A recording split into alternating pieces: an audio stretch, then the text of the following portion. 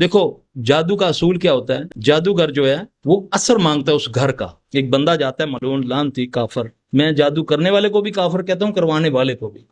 وہ اس کو کہتا ہے جی کہ آپ اس گھر کا کوئی کپڑا ملا دیں یا کوئی چیز لا دیں، چلو اور کوئی نہیں تو ان کی دلیس سی مٹی لے آئیں. وہ کہتا ہے میرے لیے تو مشکل ہے. وہ پھر اس کے بعد وہ ریٹ بڑھاتا ہے، کہتا ہے پھر میں کروں گا، پھر میرے ساتھ تم نہیں جیے گا. اب جو اس کا جن ہے وہ گوشت پر ہلا ہوا ہے یا بکرے پر ہلا ہوا ہے، حرام بکرے پر، قبر میں وہ رہتا ہے. اب وہ کہے گا کہ تم نے یہ کرنا ہے کہ چاند کی فلاں تاریخ کو وہاں جا کر بکرے کے سر پہ ڈنڈا مار کے اس کو مار دینا ہے. اس کو مار کے پھر تم نے پیچھے نہیں مڑ کے دیکھنا، آ جانا میرے پاس. اب اس کو پتا چلا گیا اس کا. اب وہ اس کا یہ ایک طریقہ بتا رہا ہوں، ہزاروں طریقے ہیں ان کے پاس، ہزاروں. کیونکہ لوگ جو چلہ کرتے ہیں قبرستانوں میں کرتے ہیں، اور قبرستانوں میں اس لیے چلہ کرتے ہیں کہ وہاں پر شیاطین جن بھی ہوتے ہیں.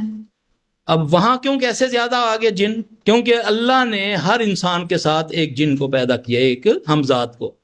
جب کوئی بندہ مرتا ہے تو اس کا ہمزاد جو ہے اس کے ساتھ نہیں مرتا، وہ زندہ رہتا ہے، وہ اس کے سارے معاملات کو بھی جانتا ہے، وہ اس کی قبر پہ رہ جاتا ہے. نیک آدمی کا جو شیطان جن ہوگا وہ کمزور ہوتا ہے، وہ جادوگر کے کسی کام کا نہیں ہوتا.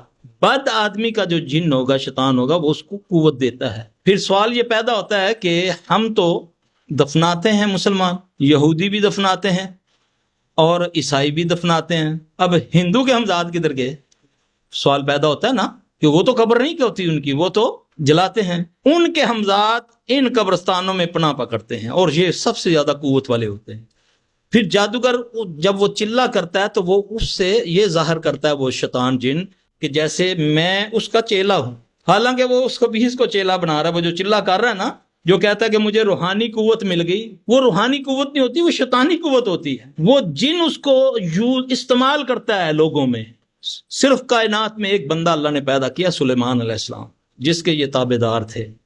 باقی تو نبی علیہ السلام نے بھی پکڑ کے چھوڑ دیا کہ اگر مجھے میرے بھائی سلیمان علیہ السلام کی دعا کا خیال نہ آتا تو میں اس کو مسجد کے ستون سے باندھ کر صبح بچے بلا کے اس کا مذاق اڑاتا. یہ سنی ہوئی ہے نا آپ نے حدیث.